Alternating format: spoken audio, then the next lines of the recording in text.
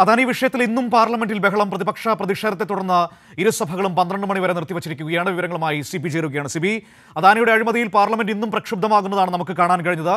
ഇരുസഭകളും പ്രതിഷേധത്തിൽ 12 മണി വരെ നിർത്തിവച്ചിരിക്കുകയാണ്. മനു, തീർച്ചയായും അദാനി വിഷയത്തിൽ തുടർച്ചയായ 3-ാം ദിവസമാണ് ഇപ്പോൾ പാർലമെൻറ്റിൻ്റെ ഇരുസഭകളും പ്രക്ഷുബ്ധമാകുന്നത്. ഇന്നിപ്പോൾ രാവിലെ സഭ തുടങ്ങിയപ്പോൾ തന്നെ ഈ അദാനി വിഷയം ഉയർത്തിക്കൊണ്ട് ഇതിൽ ചട്ടം 267 പ്രകാരം ചർച്ച ചെയ്യണമെന്ന് ആവശ്യപ്പെടുകയായിരുന്നു പ്രതിപക്ഷ അംഗങ്ങൾ. പിന്നീട് ഇത്തരത്തിൽ ചർച്ച ചെയ്യാൻ അനുവദിക്കാത്ത ഒരു സാഹചര്യത്തിലാണ് വലിയ രീതിയിൽ നടുത്തത്തിലിറങ്ങിക്കൊണ്ട് പ്രതിപക്ഷ അംഗങ്ങളെല്ലാം തന്നെയും പ്രതിഷേധിക്കുകയും പിന്നീട് ഈ 12 മണി വരെ ഇപ്പോൾ നിർത്തിവെച്ചിരിക്കുകയാണ്. ഇനിയിപ്പോൾ 12 മണിക്ക് ശേഷം വീണ്ടും സഭ ചേരുകയും ചെയ്യും. കഴിഞ്ഞ 2 ദിവസവും സമാനമായ രീതിയിൽ തന്നെയായിരുന്നു സഭാ നടപടികൾ.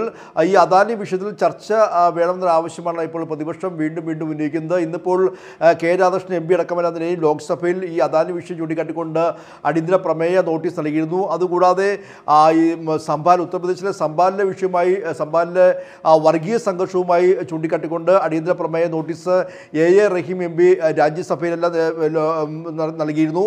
എന്തായാലും ഇരുസഭകളും ഇന്നിപ്പോൾ ഈ അദാനി വിഷയത്തിൽ ഇന്നിപ്പോൾ 12 വരെ പിരിഞ്ഞിരിക്കുകയാണ് മനു.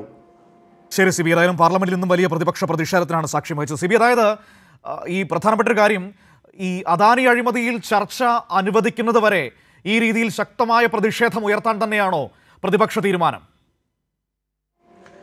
തീർച്ചയായും മനു, അത് തന്നെയാണ്. കാരണം അദാനി വിഷയവുമായി ബന്ധപ്പെട്ടുകൊണ്ട് എല്ലാ ദിവസവും പ്രതിപക്ഷ MP-മാർ ഇത് ചട്ടം 267 പ്രകാരം എല്ലാ സഭാ നടപടികളും നിർത്തിവെച്ചുകൊണ്ട് ചർച്ചയെന്ന് ആവശ്യപ്പെട്ടുകൊണ്ട് എല്ലാം തന്നെയും നോട്ടീസ് നൽകിയിട്ടുണ്ട്. എന്നാൽ പാർലമെൻറ്റിൽ ഈ ഒരു വിഷയം ഉന്നയിക്കാൻ അല്ലെങ്കിൽ ചർച്ച ചെയ്യാൻ കഴിയില്ല എന്ന നിലപാടാണ് കേന്ദ്ര സർക്കാർ സ്വീകരിക്കുന്നത്.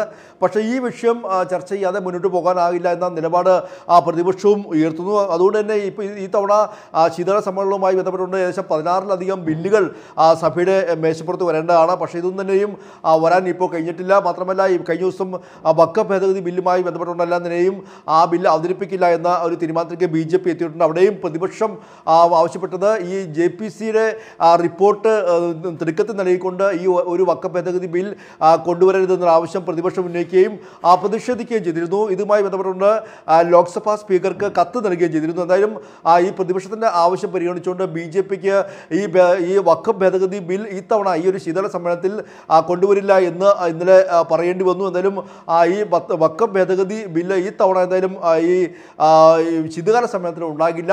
അതേസമയം തന്നെ ഇന്നിപ്പോൾ ലോക്സഭയിൽ ഏറ്റവും പ്രധാനപ്പെട്ട മറ്റൊരു ചടങ്ങ് നടന്നത്, ലോക്സഭയിൽ ഇന്നിപ്പോൾ സോണിയാഗാന്ധി വയനാട്ടിലെ ലോക്സഭ MP ആയ വിജയിച്ച സോണിയാഗാന്ധി ഇന്നിപ്പോൾ സത്യപ്രതിജ്ഞ പ്രിയങ്ക ഗാന്ധി അധികാരമേറ്റു. എന്തായാലും ഗാന്ധി കുടുംബത്തിൽ നിന്നും ഇപ്പോൾ മറ്റൊരാൾ കൂടി പ്രിയങ്ക ഗാന്ധി കൂടി എത്തിയിരിക്കുകയാണ്. ഏതായാലും ഞാൻ സിബി പറഞ്ഞതുപോലെ പ്രിയങ്ക ഗാന്ധിയുടെ സത്യപ്രതിജ്ഞ ചടങ്ങിലേക്ക് വരാം. ഇന്ന് പുതുതായി തെരഞ്ഞെടുക്കപ്പെട്ട അംഗങ്ങൾ ഇന്ന് സത്യപ്രതിജ്ഞ ചെയ്യുന്നുണ്ടായിരുന്നല്ലോ. അതായിരുന്നല്ലോ ഒരു പ്രധാനപ്പെട്ട നടപടി എന്ന് പറയുന്നത്. നമുക്ക് പ്രിയങ്ക ഗാന്ധിയുടെ സത്യപ്രതിജ്ഞ ചടങ്ങൊന്ന് കാണാം, അതിനുശേഷം ഞാൻ വരാം.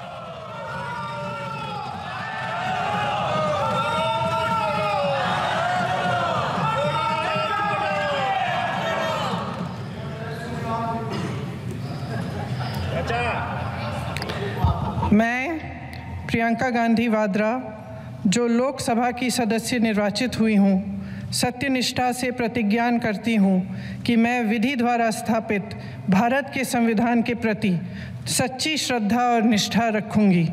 मैं भारत की प्रभुता और अखंडता अक्षुण्ण रखूँगी तथा जिस पद को मैं ग्रहण करने वाली हूँ उसके कर्तव्यों का श्रद्धापूर्वक निर्वहन करूँगी। जय हिंद।